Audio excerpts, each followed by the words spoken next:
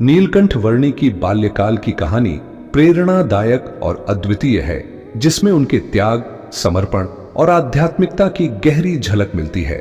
उनका जन्म 1781 में भारत के उत्तर प्रदेश राज्य के छोटे से गांव छपिया में हुआ था। उनका जन्म नाम घनश्याम था और उनके माता पिता धर्मशास्त्रों के झांता और भगवान के भक्त थे। पिता का नाम हरिप्रसाद पांडे और माता का नाम प्रेमवती था। बाल्यकाल में विशेष लक्षण नीलकंठ वर्णी के बचपन से ही उनके जीवन में असाधारण गुण दिखाई देने लगे थे। जब वे केवल 3 वर्ष के थे, तब उन्होंने पहली बार अपने परिवार को आश्चर्यचकित किया। एक दिन जब वे खेल रहे थे, उनके पिता ने देखा कि घनश्याम बालक खेल के दौरान भी गहन ध्यान की मुद्रा में चले गए थे।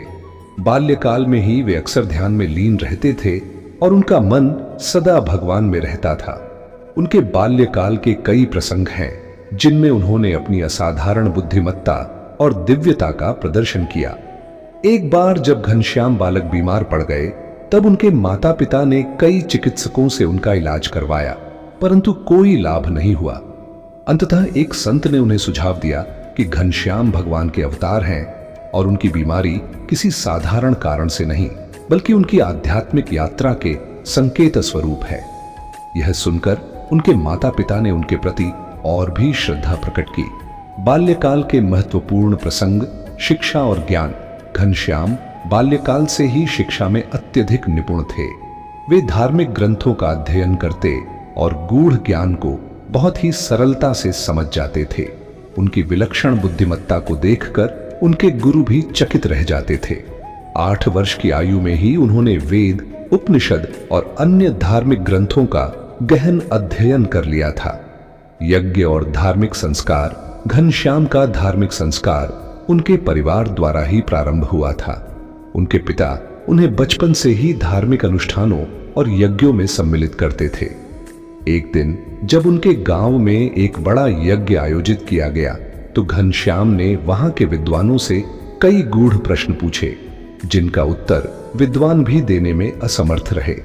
इसके बाद उन्होंने स्वयं उन प्रश्नों का उत्तर दिया और सभी को चकित कर दिया। उनके ज्ञान और विवेक को देखकर सभी ने माना कि यह बालक साधारण नहीं है। अन्याय का विरोध। एक बार गांव के कुछ लोग पशुओं का बलिदान देने के लिए एक यज्ञ का आयोजन कर रहे थे। जब घनश्याम को इस बात का पता चला, तो उन्होंने उस यज्ञ को रोकने का निर्णय लिया। उन्होंने यज्ञ में जाकर स्पष्ट रूप से कहा कि जीव हत्या धर्म के विपरीत है। उन्होंने बताया कि सच्चा धर्म वह है जिसमें किसी जीव को कष्ट न पहुंचाया जाए। उनकी इस बात से प्रभावित होकर यज्ञ के आयोजकों ने पशु बलिदान को रोक दिया और अहिंसा का मार्ग अपनाया।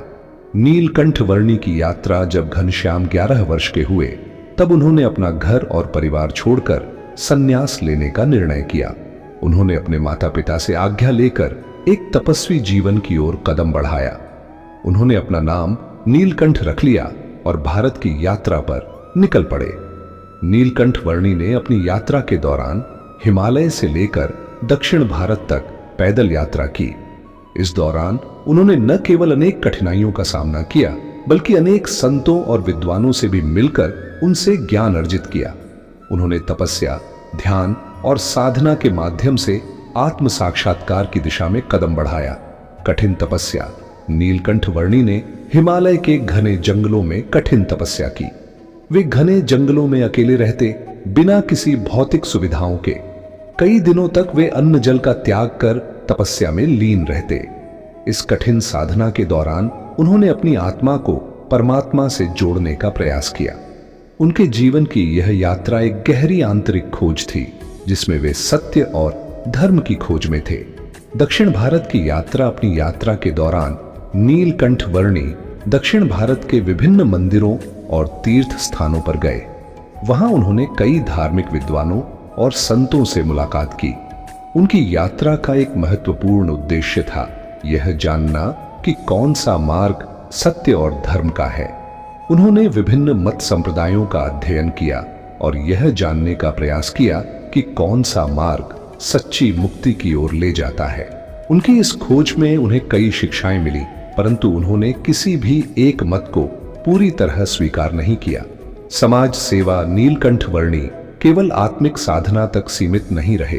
उनकी आध्यात्मिक यात्रा के साथ साथ वे समाज सेवा में भी संलग्न रहे। जहां जहां भी वे गए वहां के लोगों की समस्याओं को सुना और उनका समाधान करने का प्रयास किया। उन्होंने कई स्थानों पर लोगों को शिक्षा दी, उन्हें अहिंसा और सत्य का मार्ग दिखाया और समाज में शांति और सद्भावना की स्थापना की। स्वामी नारायण के रूप में अभिषेक नीलकंठ वर्णी की यात्रा का अंतिम चरण गुजरात में आया, जहां उन्होंने रामानंद स्वामी से दीक्षा ली और स्वामी नारायण के रूप में प्रतिष्ठित हुए। इसके बाद उन्होंने समाज में धर्म, सत्य और अहिंसा का प्रचार किया और लाखों लोगों को अपने साथ जोड़ा। उन्होंने एक नया धार्मिक आंदोलन प्रारंभ किया जो स्वामी नारायण संप्रदाय के नाम से जाना जाता है। स्वामी नारायण के रूप में उन्होंने समाज में व्याप्त बुराइयों को दूर करने का प्रयास किया। उन्होंने लोगों को नशे, हिंसा और अन्य अनैतिक गतिविधियों से दूर रहने की प्रेरणा दी। उन्होंने मंदिरों का निर्माण करवाया और धार्मिक शिक्षा